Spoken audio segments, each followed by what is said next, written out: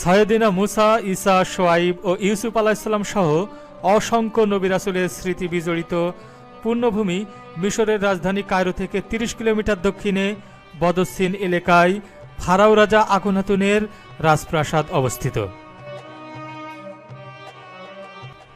এই প্রাসাদেই বড় হয়েছিলেন সাইয়েদিনা ইউসুফ আলাইহিসসালাম ও সাইদা জুলেখা, এবং এখানেই ওহী নাজিল হয়েছিল হযরত ইউসুফ আলাইহিসসালামের উপর।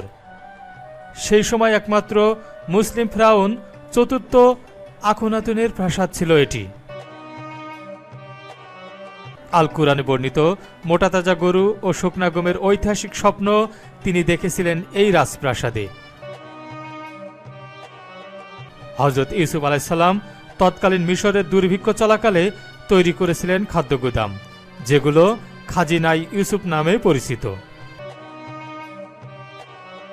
সেই খাদ্য গুদামগুলোও এখনো কালের সাক্ষী হয়ে দাঁড়িয়ে আছে এখানে।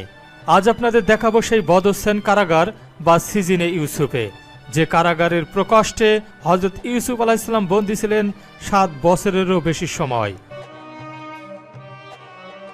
ভূপৃষ্ঠ থেকে ৩৫ মিটার গভীরে অবস্থিত সিজিনে ইউসুফে হযরত জিবরাইল আলাইহিসসালাম ওহী নিয়ে এসেছিলেন সাইয়েদিনা ইউসুফ আলাইহিসসালামের কাছে।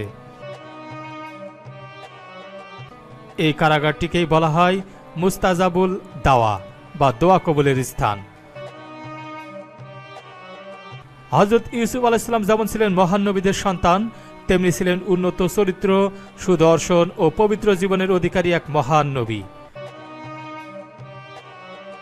বইমাত্রেয় ভাইদের চক্রান্তে মিশরের সিতাদেল, বর্তমান সালাউদ্দিন আইয়ুবী দুর্গের একটি কূপে নিক্ষিপ্ত হওয়ার পর একদল ব্যবসায়ী কাফেলার মাধ্যমে কূপ থেকে উদ্ধার পান ইউসুফ নবী। তারপর তার ভাইয়েরা কাফেলার কাছে গোলাম হিসেবে ১৮ দিরহামের বিনিময়ে বিক্রি করে দেন। কাফেলাগণ ইউসুফ আলাইহিসসালামকে মিশরের উজিরের নিকট বিক্রয় করে দেয় এবং সেই উজিরের কাছেই তিনি লালিত পালিত হন।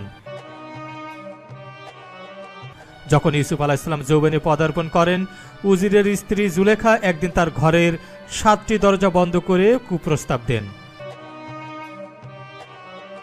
হযরত ইউসুফ আলাইহিসসালাম জুলেখার কুপ্রস্তাব প্রত্যাখ্যান করে দৌড় দিলে এক এক করে ৭টি বন্ধ দরজা খুলে যায়।